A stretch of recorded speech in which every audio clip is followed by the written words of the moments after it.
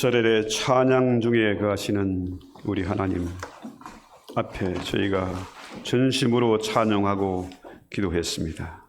여기 참으로 마가연의 다락방에 모여서 힘써 기도하는 무리들이 있습니다. 주님, 저들의 머리 위에 일일이 안수하시고 성령으로 기름 부어주시고 충만케 하셔서 오늘 성령이 우리에게 하시는 음성이 들리게 하옵소서. 예수님의 이름으로 기도드렸습니다. 아멘.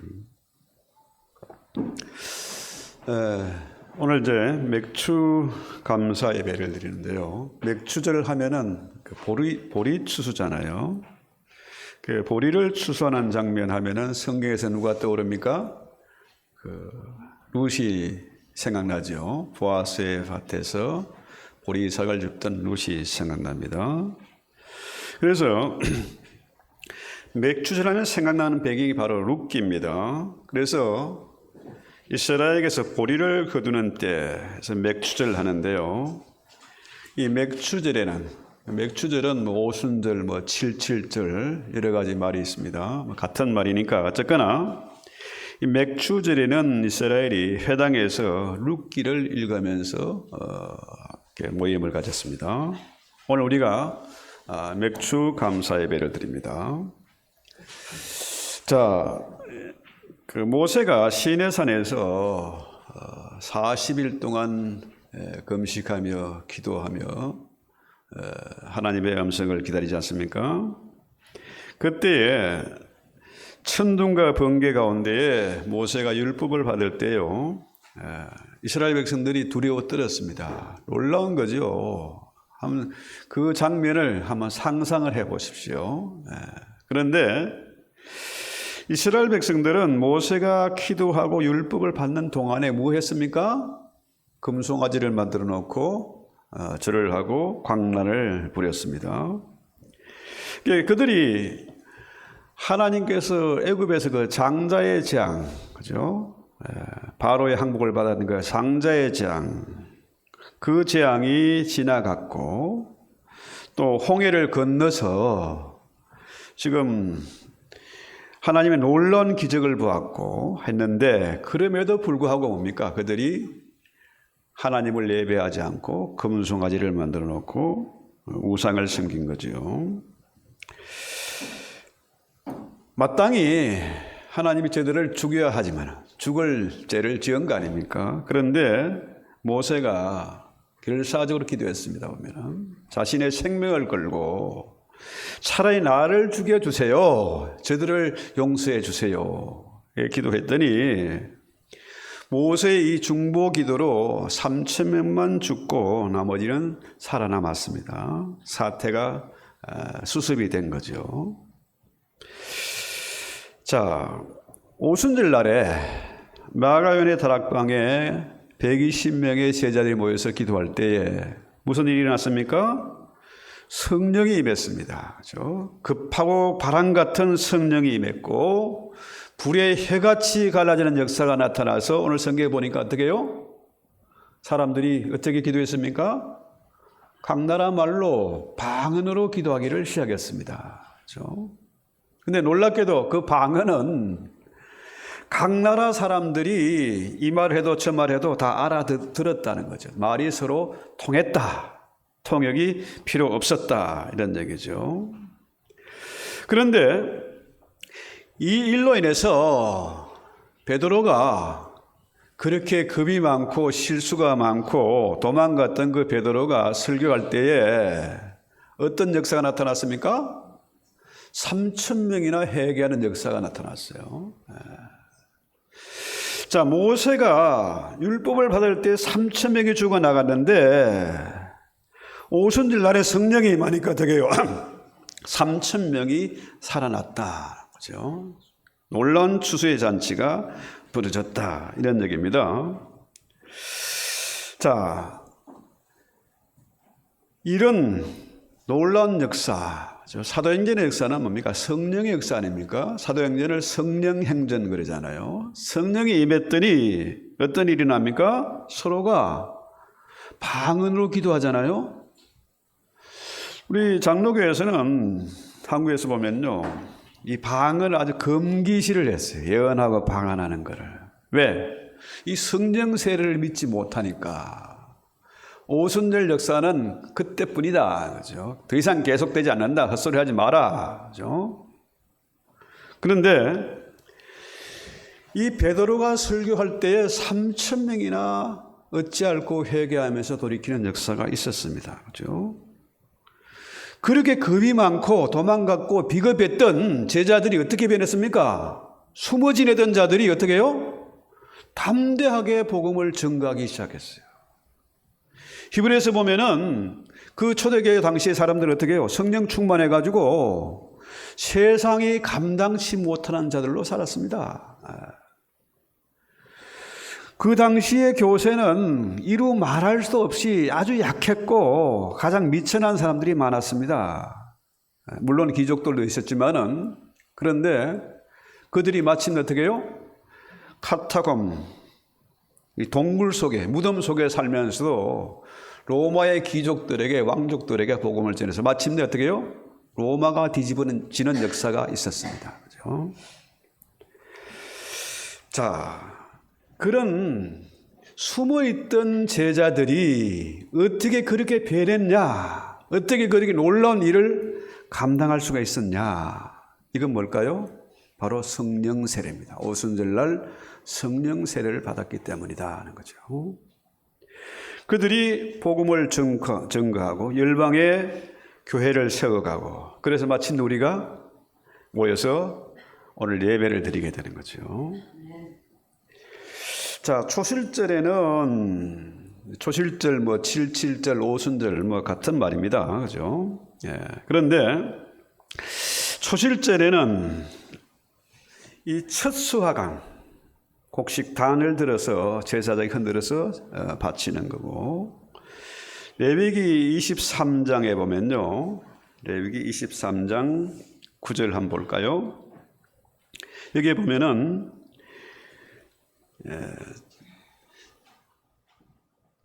고운 가루를, 보리를 그냥 이제 제사장이 드리는 요제는 뭡니까? 곡식단을, 천 곡식단입니다. 이걸 흔들어서 바치는데, 소실절, 똑같이 오순절이죠.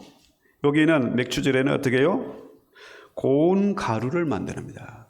그냥 곡식이 아니고 가루로 만들어서 그것을 떡을 만들어 가지고, 가루로 빻아서 떡을 만들어서 드리는 거죠. 그러니까 이 소실절의 곡식단과 또 오순절에 7.7절에 이 보리떡, 똑같은 그 밭에서 수확한 똑같은 내용물이죠.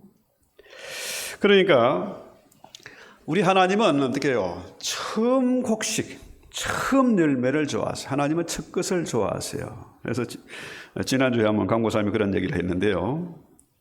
하나님은 첫 것을 좋아해요. 장자를 좋아해요. 그래서 우리 총신에서 공부할 때는 아주 주변에 보면요, 장자들이 마지가 목사가 된 사람들이 참 많습니다. 자, 그래서 이 첫 것을 드리는다는 겁니까? 이게 바로 11조 개념입니다. 첫 것은 하나님의 것이다. 하나님은 첫 것을 좋아한다 하는 거죠.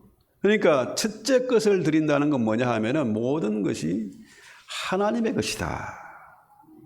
하나님부터 우리가 다 받은 것이다. 그래서 첫 것을 드리는 거죠.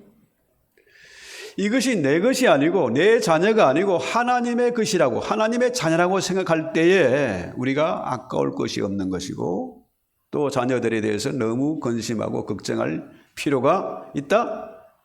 없다. 하나님께서 하실 일이다 하는 거죠. 그래서 우리 주님이 우리의 첫 열매가 되신다는 거죠. 자, 고린도전서 15장 20절 한번 볼까요? 그러나 그리스도께서 죽은 자들 가운데서 다시 살아나사 잠자는 자들의 첫 열매가 되셨다. 그죠? 주님이 첫 열매예요. 주님이 맏아들입니다. 장자입니다. 그죠? 우리는 어떻게 해요? 주님의, 그렇다면은 우리도 하나님의 자녀니까 입양됐지 개념이지만은 자녀니까 주님 우리의 형님이다, 형제다. 그렇죠? 그래서 우리 모두가 한 아버지에서 난 한 형제다는 겁니다. 형제들끼리 어떻게 해요? 서로 통하지 않을 이유가 없지 않습니까? 서로 시기하고 싸울 이유가 없잖아요. 근데 문제는 보면은요, 제일 셈이 많은 게 누구냐 하면 형제들입니다. 형제 간에 셈이 많이 싸워요. 여기 계신 분들은 아닌데 형제 간에 싸움이 많습니다. 그래서 이 얘기는 뭐냐 하면은 오순절 성령으로 말미암아 우리도 하나님의 자녀가 됐고 주님 안에서 우리가 하나가 됐다는 거죠. 한 형제가 됐다. 그래서 오순절과 이 유월절 이 같은 얘기인데 하나님이 잠자는 자들의 첫 열매가 되셨다면은, 그죠? 되셨다면 우리도 또한 어떻게 해요? 그 일을 감당해야 돼. 주님 하신 그 일을 감당해야 된다는 거죠. 그래서 오늘 성경 볼까요? 1절, 사도행전 2장 1절 볼까요? 오순절 날이 이미 이름에 그들이 다 같이 한 곳에 모였더니 했어요. 자, 오순절 날, 그 날이 되니까 성령이 임했다. 그죠? 어떻게? 불의 해같이 갈라지는 역사, 바람 같은 성령의 역사가 나타났다는 거죠. 그래서요, 이 오순절날 성령이 임했다는 것은 전혀 새로운 시대가 됐고 우리가 새로운 신분이 됐다는 거예요. 바울이 말한 대로 보라 이전 것이 지나갔으니 새 것이 되었다. 새로운 피조물이 됐다는 거죠. 우리 모두가 새 시대의 새로운 피조물이 되었기 때문에 이전과는 다른 사람으로 변화된 겁니다. 실제로 이런 일들이 일어났잖아요. 사도행전에 보면은 서로가 네 거 내 거 없이 유무상통했다. 그죠? 서로 나누었다는 겁니다. 자, 내 가진 것을 나눈다는 게 쉽지 않습니다. 그죠? 그런데 이건 공산주의는 아닙니다. 서로 네 거 내 거 없이 유무상통했다는 얘기는 그만큼 성령 안에서 하나가 됐다는 얘기예요. 전혀 다른 사람들이 됐다. 생각이 다른 사람들이라는 거죠. 그래서 그들이 오순절날 성령세를 받으니까 자기 중심으로 욕심 부리고 고집 부리고 이런 사람들이 내 것만 챙기던 사람들이 다른 사람을 돌아보기 시작했다는 거예요. 이것이 성령 충만했기 때문에 가능한 얘기입니다. 또 그들이 모이기를 힘쓰고 그렇게 하다 보니까 어떻게 해요? 야, 전혀 새로운 공동체가 생긴 겁니다. 이전에 보지 못했던 그런 공동체가 생기니까 사람들이 나도 어떻게 하면 저기에 끼일 수 있을까? 사람들이 물어오게 되고 그래 점점 뭡니까? 믿는 자의 수요가 늘어나게 된 겁니다. 자, 그래서요, 성령 안에서 모두가 하나가 되니까 이것이 바로 하나님의 거룩한 종회, 하나님의 교회가 된 거죠. 여러분, 지금 우리 나이가 되면요, 이미 옛날 같으면 이 세상 사람이 아닙니다. 그죠? 죽었어요. 한갑 지나면 대부분 죽었습니다. 그죠?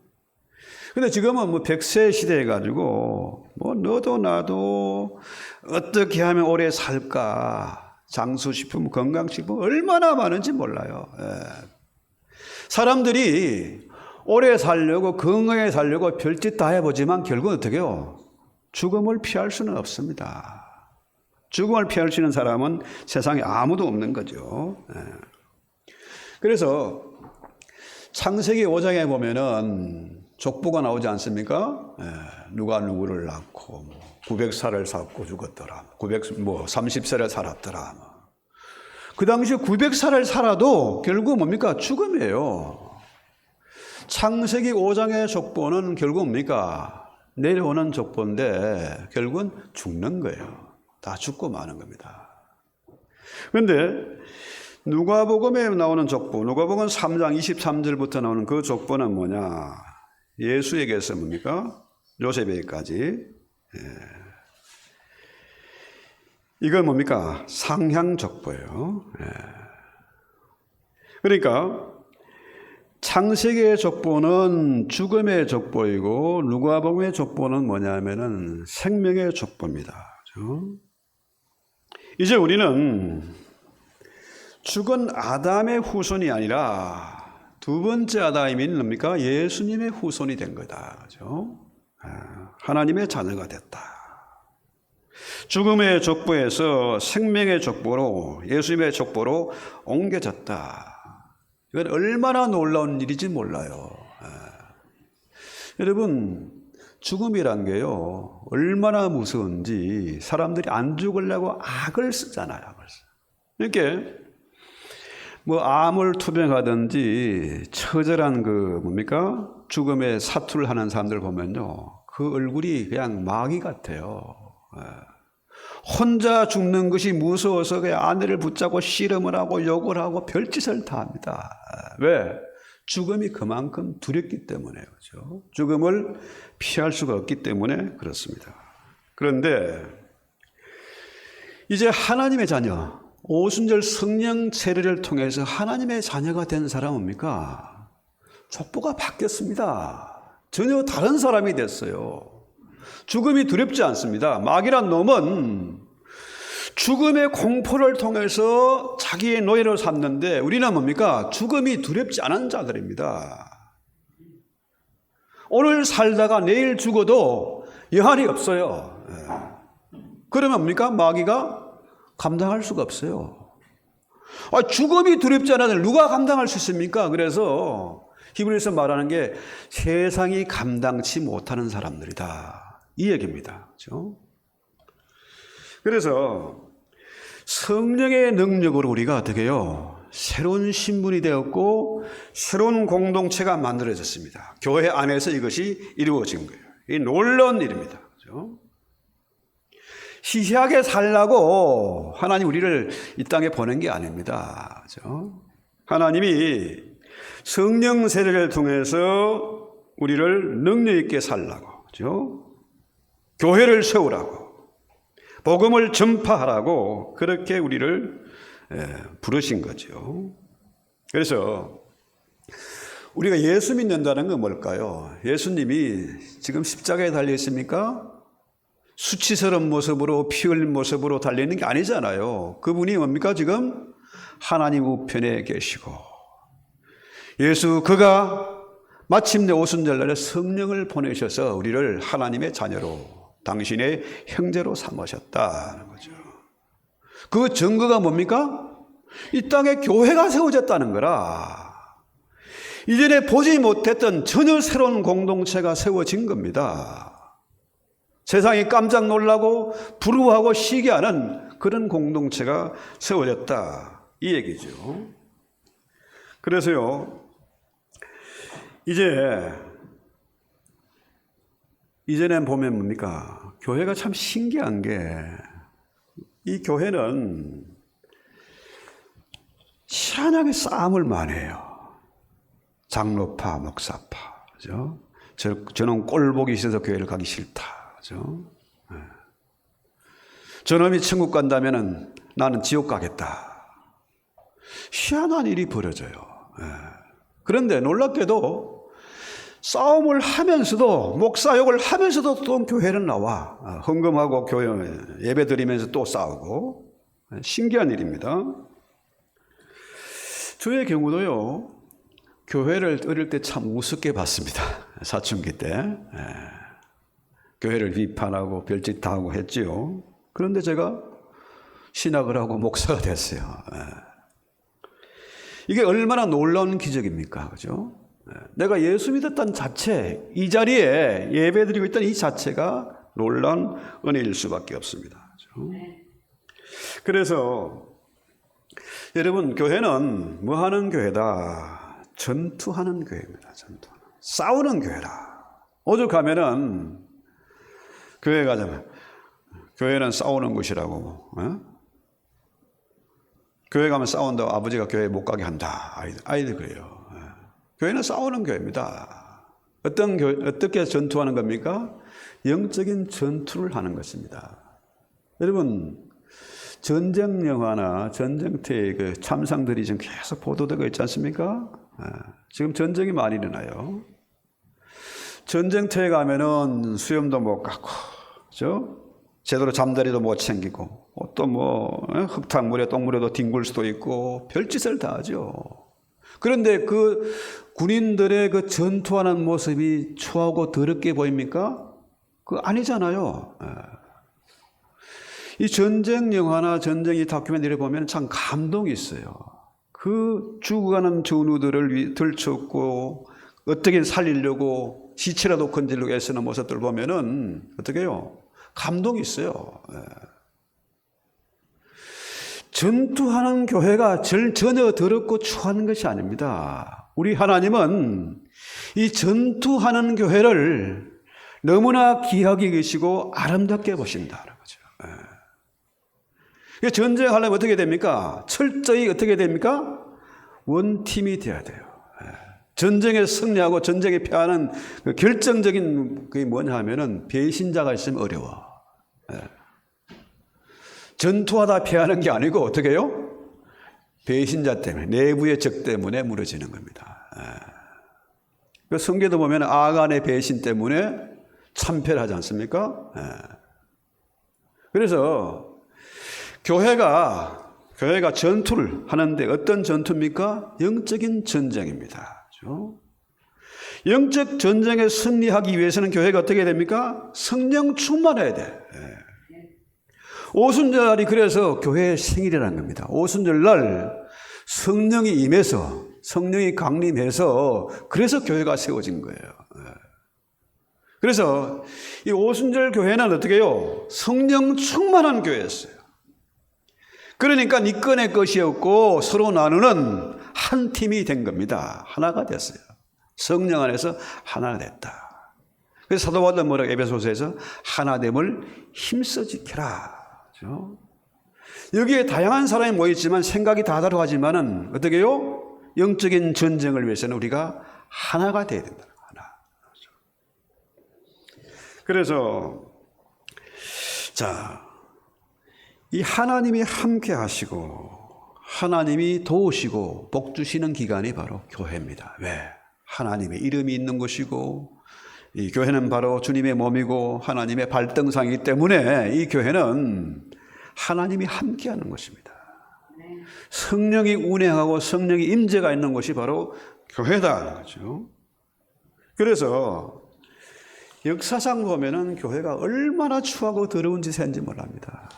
중세교회가 얼마나 타락했어요. 지금 교회가 뭐 타락했다, 교회가 힘을 잃다 하지만은 중세교회는요 정말 잔인하고 더럽고 온갖 추악한 짓을 다 했습니다.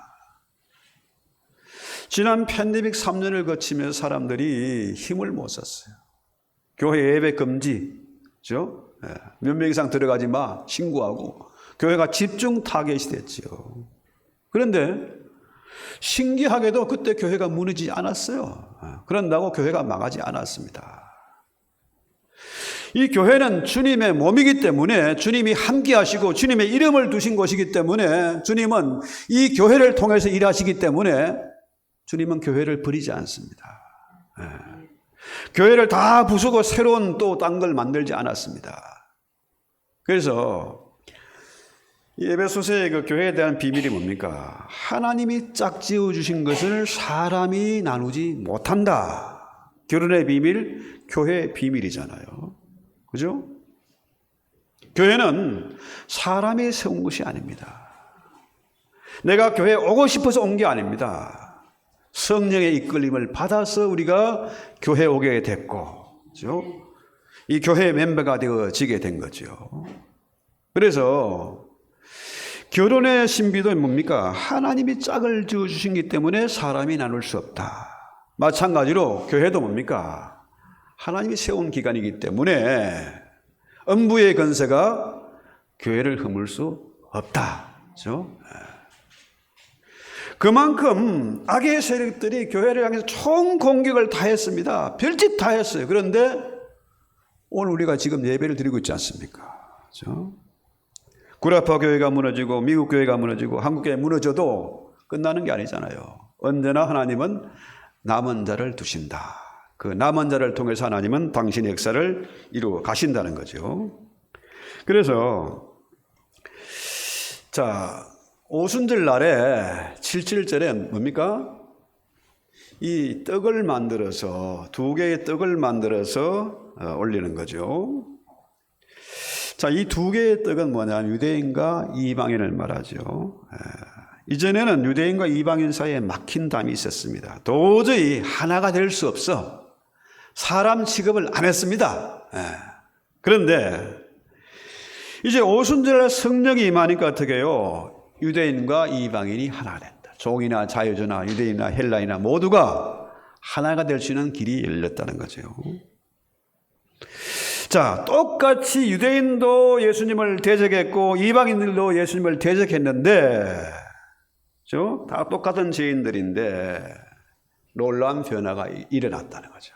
하나 될 수 있는 길이, 막힌 담이 허물어졌다는 거죠.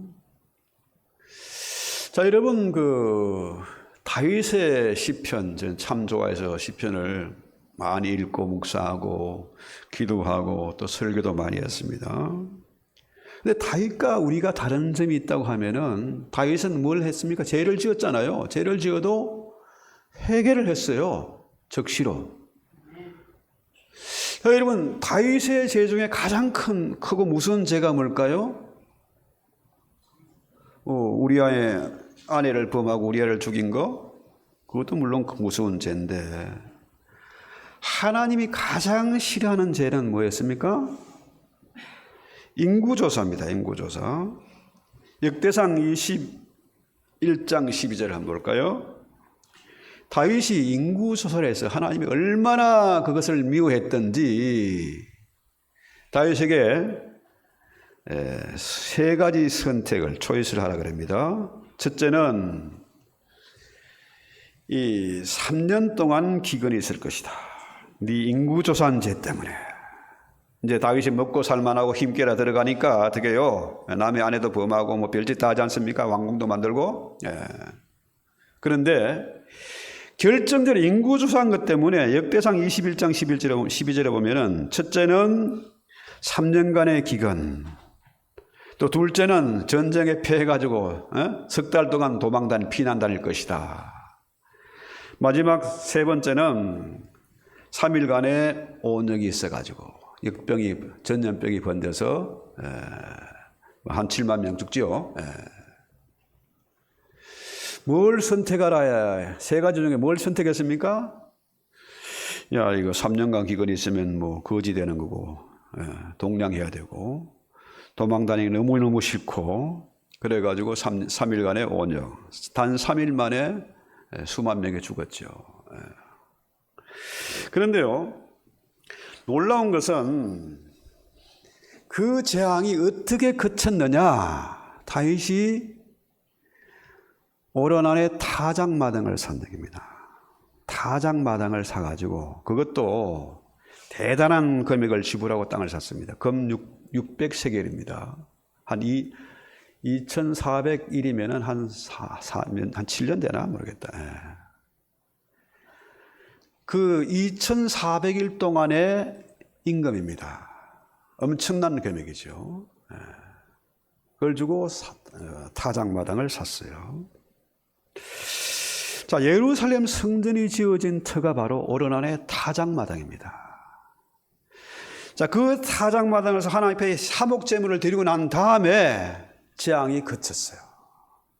하나님과 화목이 이루어진 겁니다. 그러니까 다윗이 600세겔의 대가를 지불하고 하나님께 화목제를 드렸다는 거죠. 공짜가 없는 겁니다. 범죄한 건 반드시 대가를 치르게 돼 있습니다. 그죠? 그래서 오르난의 타작마당은 바로 그 장소가 아브라함이 이삭을 바친 모리아산이고 그 장소가 바로 뭡니까? 그 장소는 예루살렘 성전터가 되는 거죠. 예루살렘. 예루살렘성, 다윗성 그러죠. 자, 예루살렘 뭡니까? 평화의 성 아닙니까? 평화의 성. 살롬입니다. 예루살렘, 살롬이 살렘으로 바뀐 거 뭡니까? 살롬은 명사고 살렘은 동사입니다. 그죠? 그러니까 이 살렘이란 말은 대가를 지불했다는 뜻입니다. 대가를 지불하고 마침내 하나님과 화목이 이루어진 거예요. 그런데 여러분, 예루살렘이 지금 평화의 도시입니까? 그건 기독교의 성지, 또 유대교의 성지, 또 이슬람의 성지 되니까 그 예루살렘은 어느 나라에도 속하지 않아요. 지금 희한하게 되어 있습니다. 지금도 포탄이 날아가지고 테러가 일어나고 전쟁이 끝이지 않는 그런 곳이잖아요. 평화는 그냥 오는 것이 아니다. 대가를 지불하는 것이라는 거죠. 그래서 우리 주님이 십자가를 지심으로 우리에게 성령을 보내셨잖아요. 대가를 지불하시고 우리가 하나님의 자녀가 된 것입니다. 그래서 지금 주님의 십자가를 통해서 대가를 지불하고 오순절 성령이 임해서 우리가 신비한 공동체, 주님과 교회를 통해서 신비한 연합이 이루어진 거예요. 도저히 이해할 수 없는 비밀스러운, 남들이 알지 못하고 줄 수 없는 그런 희한한 교회가 세워진 거예요. 그렇죠? 그래서 이 교회의 기초가 바로 주님이시고 성령이시다. 사람들이 이 교회를 우습게 여겨요. 목사가 별거 없고 힘 능력도 없어 보이니까 함부로 하고 그렇습니다. 왜? 이 비밀스러운 거 모르니까 그러는 겁니다. 모르니까. 그걸 미워할 필요도 없어요. 그래서 이 오순절 날에는, 이 날에는 너무너무 기쁜 날이라. 잔치하는 날입니다. 추수하는 날이죠. 여러분, 자, 오른의 타작마당에서 뭐 하는 겁니까? 추수하는 거 아닙니까? 추수? 그죠? 추수하는 것이에요. 교회는 뭐 하는 기간입니까? 추수하는 기간입니다. 이 시대에 남은 자가 돼서 추수를 해야 돼. 그죠? 우리는 이 마지막 시대에 추수의 일꾼이 되어야 된다는 거죠.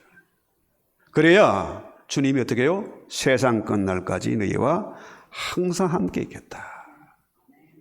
이런 남은 자들에게, 주님의 명령에 순종하는 자들에게 하늘과 땅의 건설을 주겠다는 거죠. 세상이 감당치 못하는 자로 살게 하겠다는 겁니다. 그죠? 왜? 주님이 우리의 머리가 되시고 우리는 그의 지체가 되기 때문이다. 그죠? 그래서 다윗의 시대의 그 장막교회나 예루살렘 성전이나 그 하는 일이 뭡니까? 추수하는 겁니다.